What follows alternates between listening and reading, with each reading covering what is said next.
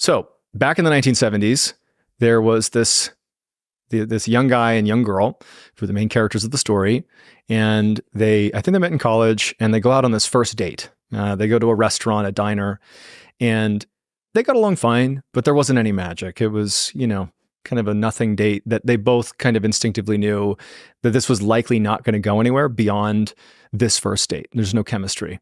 However, they both kind of intuitively noticed it. And the guy, towards the end of the date, when it's kind of like, okay, time to wrap things up now, he decided to take a chance. He figured, what's the worst that can happen? I already can tell this isn't going anywhere. And he says to his date, he says, do you want to do something kind of unexpected? Do you want to go do something kind of crazy with me right now? And the girl was actually kind of taken aback. She's like, okay, what? What do you want to do? And he's like, well, I oftentimes go for walks out in Provo Canyon, this beautiful canyon that's nearby. It's got this amazing trail.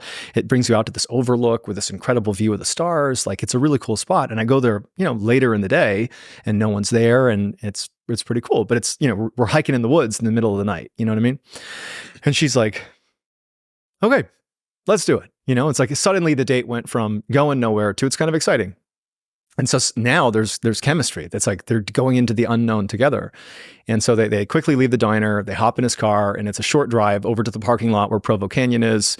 He pulls into the spot, there's nobody there. They get out, and now there really is. They're getting along, they're kind of laughing, telling jokes, they're holding hands, and they walk right from the parking lot onto this paved trail that goes right into the forest.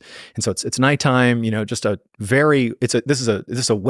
is a well-used trail. This is not some goat trail in the middle of nowhere. This is a well-used trail. And so they start walking into the forest, and after a while, and this is something they would say after the fact, but we know this is what was happening. As they were walking, the feel, the vibe of the night really changed as soon as they got into the woods. They're excited. The states suddenly become exciting, and then they get into the forest. They're on the trail. They're holding hands. They're walking, and both of them began feeling this really intense dread as they're walking in. But they don't know each other. This is their first date. They don't have the background of a relationship to begin touching on something that's hard to point out. Neither of them turned to the other and said, I feel uncomfortable. Instead, they just kept their mouth shut and thought, okay, I'll just keep on going. So they stopped talking. They begin walking faster out of this kind of nervous energy they have now. They're holding hands, and they're just walking through this trail because they're trying to get to this overlook, basically get it out of the way and come on back.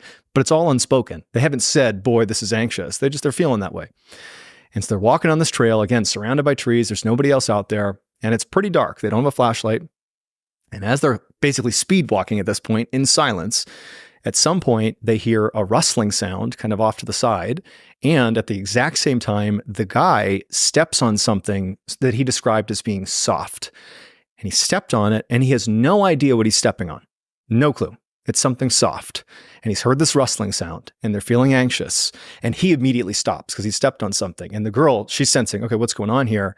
And without any communication, they turned and walked out. Didn't even look down. They have no idea what's going on. It was like they both knew, let's get the fuck out of here. I don't know what's going on out here.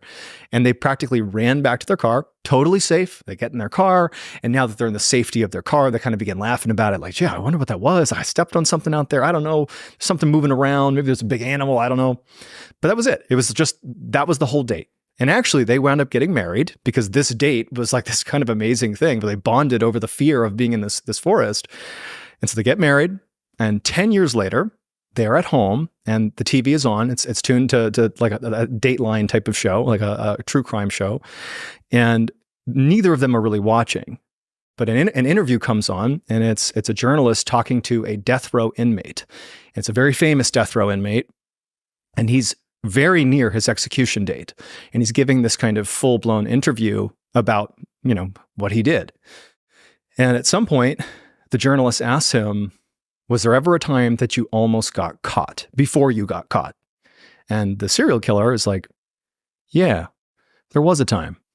I was out in Provo Canyon, and I just killed a girl, and I was trying to dispose of her body. And I dragged her across the trail, and this young couple comes turning around the corner, and they stepped on the body. And I was maybe a foot away holding her, looking up at them in the darkness, waiting to see what they were going to do. But for some reason, the couple didn't look down. They didn't look around. They just turned and left. And so that was it. That was the time I almost got caught.